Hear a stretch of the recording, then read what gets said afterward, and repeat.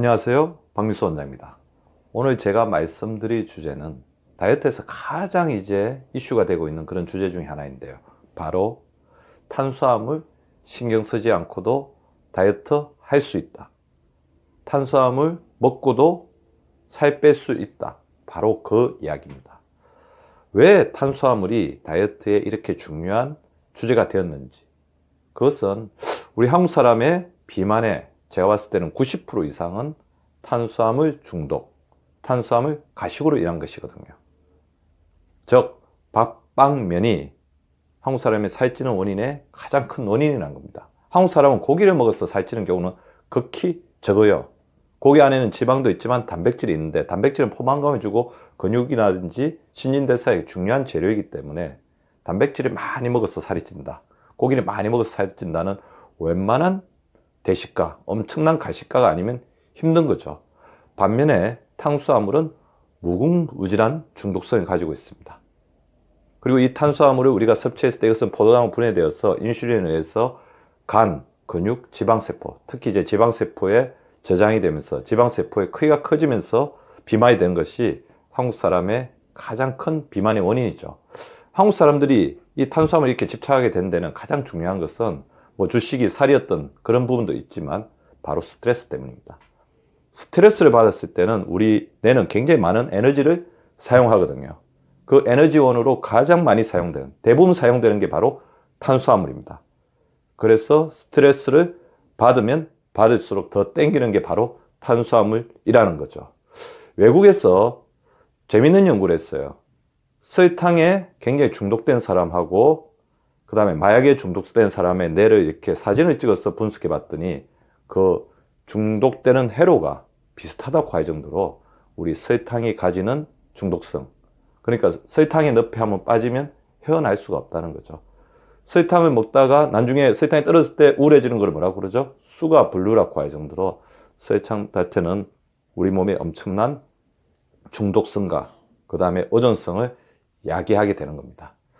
그래서 저희 병원에 오시는 이제 비만 치료 오시는 분들에게 탄수화물을 좀 줄이셔야 된다 하면, 선생님 다 알고 있습니다.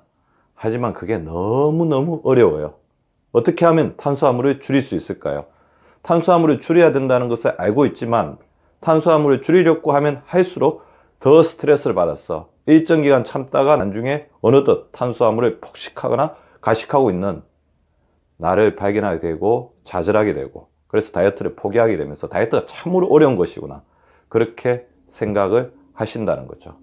사실 저도 굉장히 스트레스를 많이 받는 사람이기 때문에 탄수화물을 무조건 끊으라고 이야기하는 것 자체가 얼마나 안이하고 환자분들에게는 별 설득력이 없는 이야기일 수 있을까, 그거를 생각을 하고 잘 알고 있습니다. 그래서 생각해낸 방법, 탄수화물을 신경 쓰지 않고도 탄수화물을 먹고도 살 뺄 수 있는 방법을 고안해 봤는데요. 그것은 바로 음식의 종류나 음식의 양을 제한하는 것이 아니고 바로 음식의 순서를 바꾸는 겁니다. 식사를 하는 순서를 바꾸는 거죠. 자, 보시면요, 우리나라 사람들 이제 보통 제가 식사를 어떻게 하는지를 봤더니 밥 한 번, 반찬 한 번, 밥 한 번, 반찬 한 번, 밥 한 번, 반찬 한 번, 이렇게 드시고 계시더라는 거죠. 그래서 밥 한 번, 반찬 한 번이니까 밥과 밥이 아닌, 즉 탄수화물이 아닌 것이 1대1로 이제 섭취를 하고 있다는 거죠. 그래서 고민해 봤습니다. 이렇게 되면 탄수화물의 섭취량이 많아지고 우리가 탄수화물을 많이 먹으면 많이 먹을수록 점점 탄수화물에 대한 중독성이 더 강해지고 의존성이 강해지고, 이러다 보면 탄수화물로부터 벗어날 수가 없는데, 그럼 다이어트에 또 도움이 되는 다이어트의 동지는 무엇일까? 바로 여기 있죠. 채소거든요.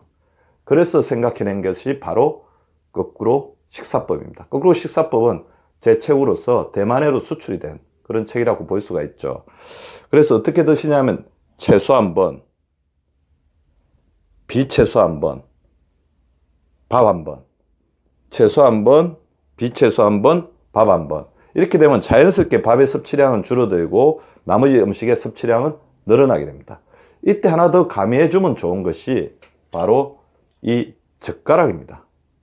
젓가락으로 채소를 한번 먹고 비채소를 한번 먹고, 고기, 밥을 한번 먹고, 채소를 다시 한번 채소를 먹고, 자, 국에 있는 또, 비채소, 건더기를 먹고 밥을 먹는 거죠. 자, 젓가락을 사용해서 식사를 하게 되면 어떤 이점이 있을까요? 두 가지 이점이 있습니다. 일단, 젓가락은 많이 못 집잖아요. 많이 못 집게 되고, 집을 때 시간이 걸리죠. 그래서 식사를 하는 속도가 천천히 식사를 하게 됩니다. 우리가 이제 다이어트를 할 때 가장 중요한 게 식사를 하는 속도죠. 식사를 하는 속도가 굉장히 빠르면 적어도 15분이 지나야지 우리 머릿속에서 렙틴, 포만 호르몬이 나오는데 15분 안에 식사를 끝내게 되면 우리가 충분한 음식을 먹었을 때도 충분하게 먹었다고 생각하지 못하기 때문에 나중에 다시금 다음 식사를 할 때 가식을 하거나 폭식을 하게 됩니다.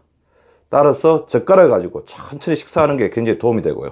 또 젓가락으로 식사할 때 도움이 되는 것 하나는 국이죠. 국을 먹을 때 젓가락으로 식사하면 뭐를 못 먹죠? 국물을 못 먹습니다.